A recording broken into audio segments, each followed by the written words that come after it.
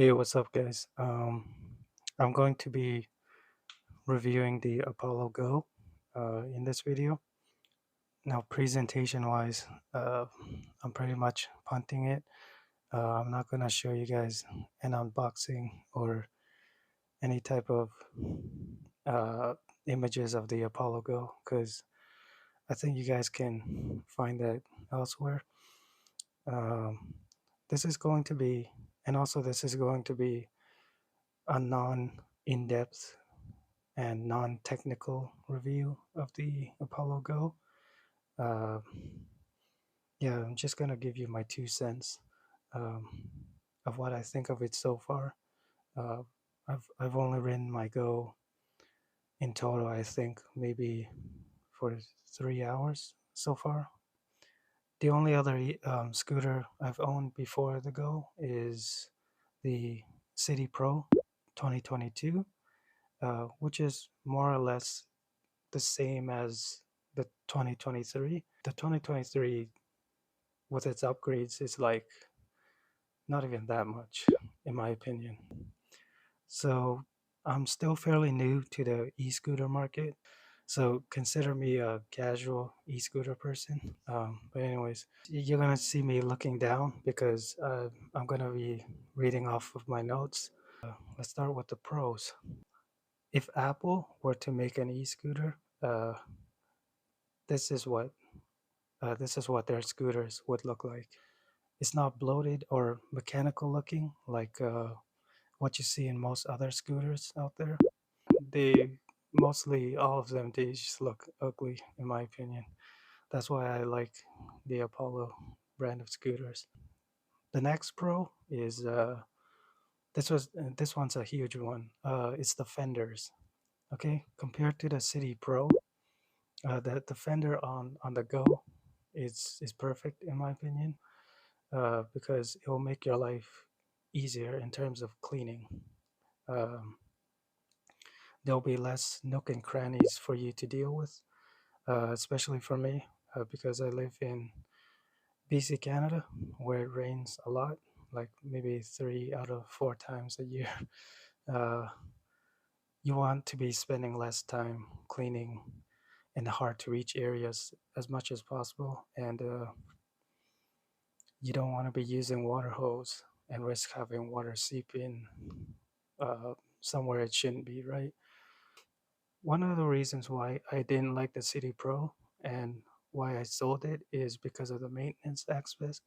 Maintenance aspect. With the Go, every nut and bolt on the scooter is pictured and labeled with their names in the user manual. So that's a huge plus. uh, so that you can go straight to the local hardware store to purchase it rather than waiting for the customer support team or going on social media platforms and asking people what it's called, which takes a bit longer. I guess this one's pretty huge as well. Prior to buying the Go, I've looked almost everywhere for an e scooter that has all of these things to find an e scooter with dual motors, affordability, brand recognition, and is um, aesthetically appealing and has self-healing tires. Okay, it's really hard to find an e-scooter with all of those things that I just mentioned. Um, Maybe I didn't look hard enough, but I'm sorry, man.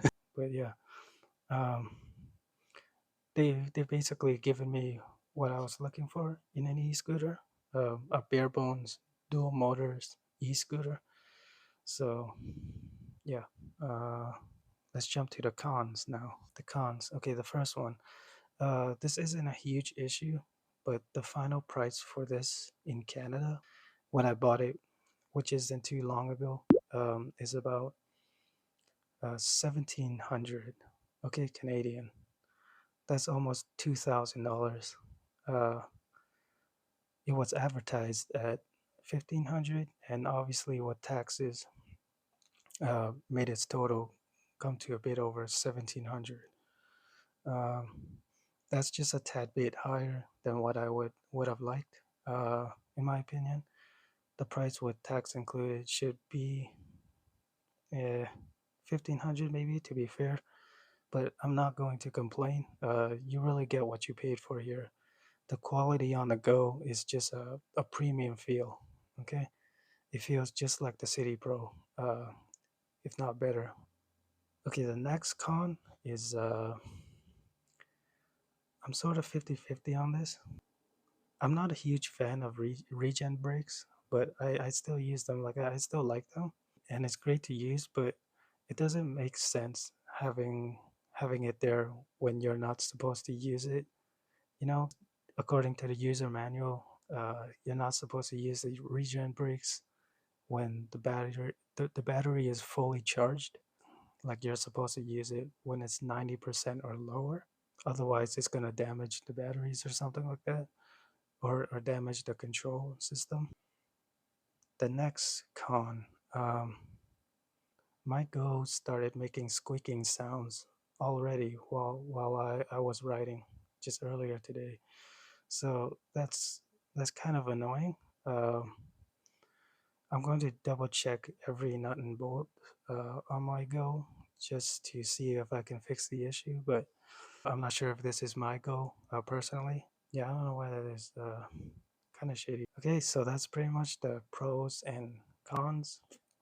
Next is what I want to see improved for the next iteration of the Go. The first one, for those who don't know or haven't seen it yet, Apollo will release the Apollo Explorer. Uh, I'm not sure if it's soon or sometime in the future. Um, and that model has replaceable batteries.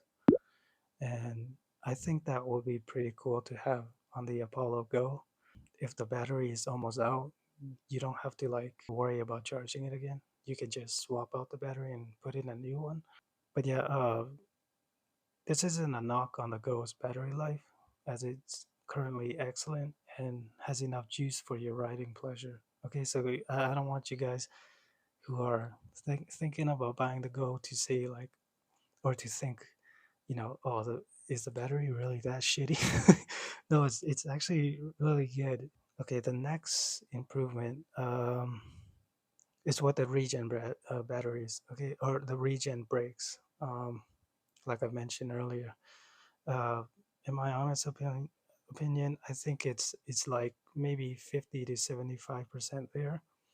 Uh, as time goes on, I think the regen braking technology will advance and it'll get better and evolve.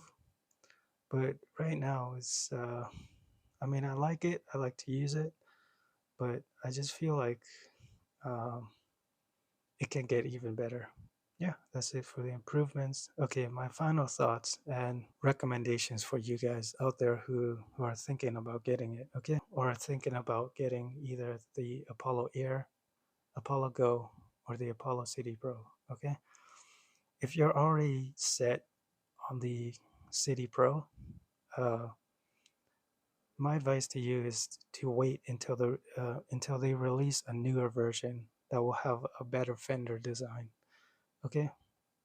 Because after riding on wet surfaces, you don't want dirt and grime and all that nasty stuff to get on your suspension and all that stuff. It's just not fun to clean, man. It's a hassle. Okay, my next point. If you're already set on the Apollo Air, okay, I'd say just save up a little bit longer and get the Go. It's better to have dual motors. My final point. Okay, as a former City Pro owner and now a Go owner, the Go just feels like the best option. The Go is basically what Apollo has learned from the City Pro, taken that and then took some things from the more expensive hyper scooter, the Apollo Pro, and blended it together to give us an affordable option. Okay, so stop waiting and get the Go. Yeah, thanks for watching, guys.